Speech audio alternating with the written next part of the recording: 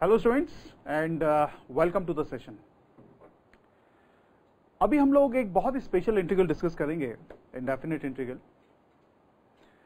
इसमें क्या है कि आप बाई पार्ट्स को यूज तो करते हैं, ये तो है, इसमें इंटीग्रेशन बाई पार्ट्स का ही एक सब इंटीग्रल आप कह सकते हैं, या इस कॉन्सेप्ट को यूज करके हम लोग ही ये डायरेक्ट एक फॉर्म क्रिएट करते हैं। बाई पार्ट्स को यूज करके ही आप डायरेक्ट फॉर्म क्रिएट करते हैं, ठीक है। चलो वो तो एक बात हुई।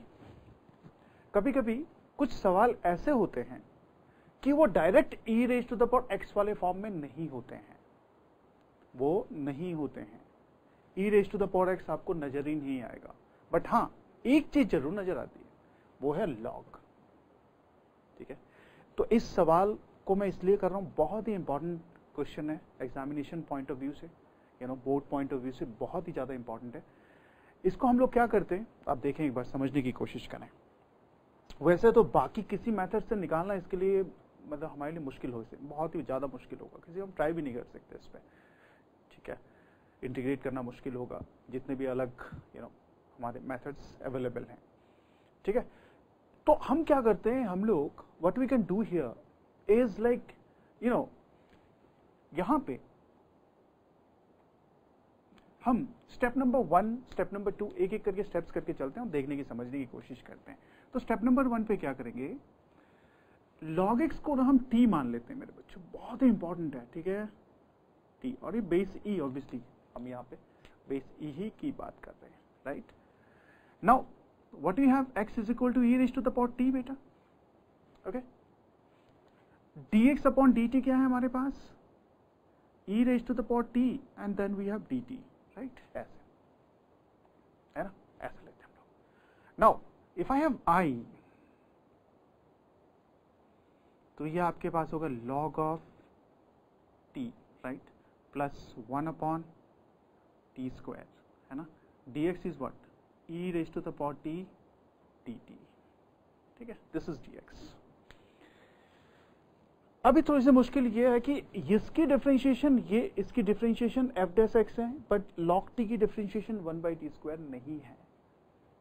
तो यहां पे छोटा सा प्रॉब्लम है, कुछ क्या कर सकते हैं वो हमें देखना है।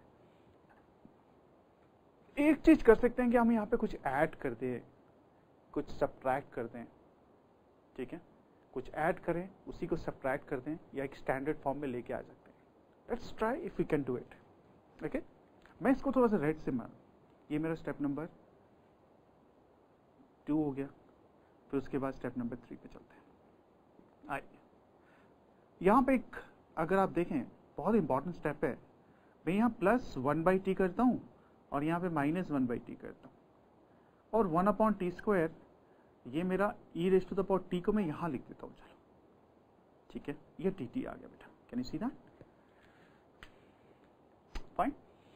नाउ स्टेप नंबर 4 पे मेरे बच्चों हम इसको ना दो इंटीग्रल्स में डिवाइड कर देते हैं। देखो ध्यान से, बहुत ही इंपॉर्टेंट एक फंडामेंटल है, आप समझने की कोशिश करें इसको।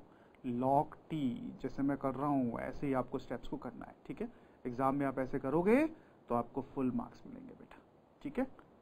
अच्छा, मैं यहां से क्या करता हूं, मैं फिर से, अच्छा, ये दोनों पार्ट्स के साथ मैंने इसे मल्टीप्लाई कर दिया e to the power t को, ठीक है ना। उसके बाद मैं e raise to the power t को इसके साथ मल्टीप्लाई कर देता हूँ। आप देखो, इसको अलग अलग इंटीग्रेट कर देते हैं, इसके साथ इसे, तो ये हमारा 1/t माइनस 1/t स्क्वायर, ये आपका dt आ गया बेटा, ठीक है। समझ में आ गई बात, right.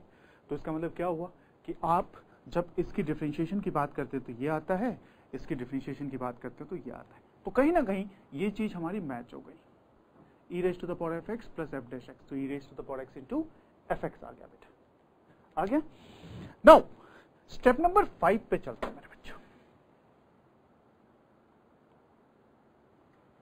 e to the power t log t का डिफरेंशिएशन 1/t, तो इसको हम ऐसे लेते हैं, i e raise to the power t into log t आ गया मेरे बच्चे।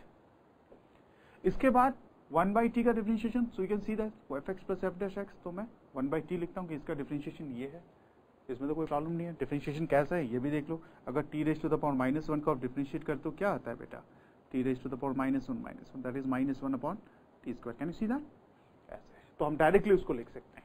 तो मैंने क्या किया, मैंने इस इंटीग्रल में minus e raise to the power t into 1/t लिख दिया प्लस c, ठीक है, राइट, ओके।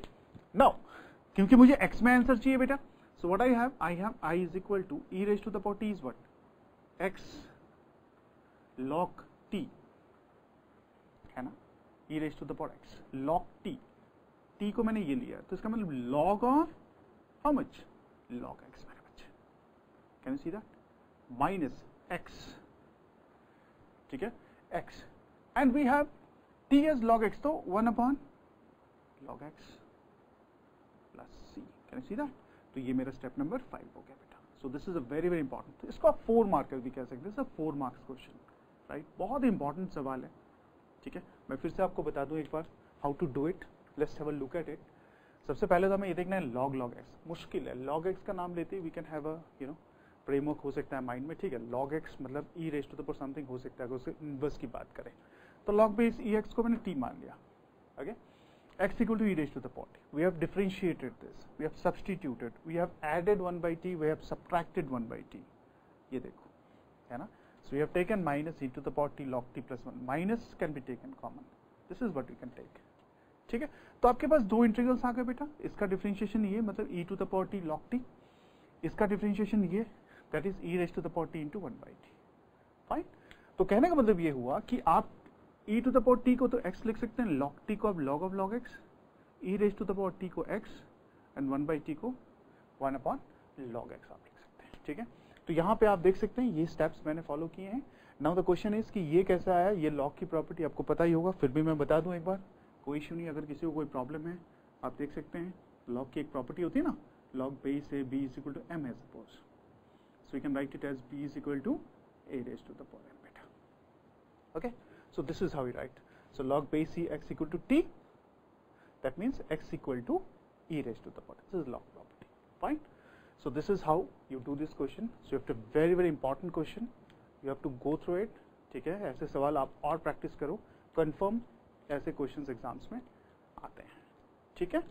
चलो, और आप लोग प्लीज़ इस चैनल को सब्सक्राइब करें, शेयर करें और फ्रेंड्स को बोलें कि इसमें सब्सक्राइब करके और इनमें इस पर्टिकुलर वीडियो का फ़ायदा उठाएं। Thank you, God bless you.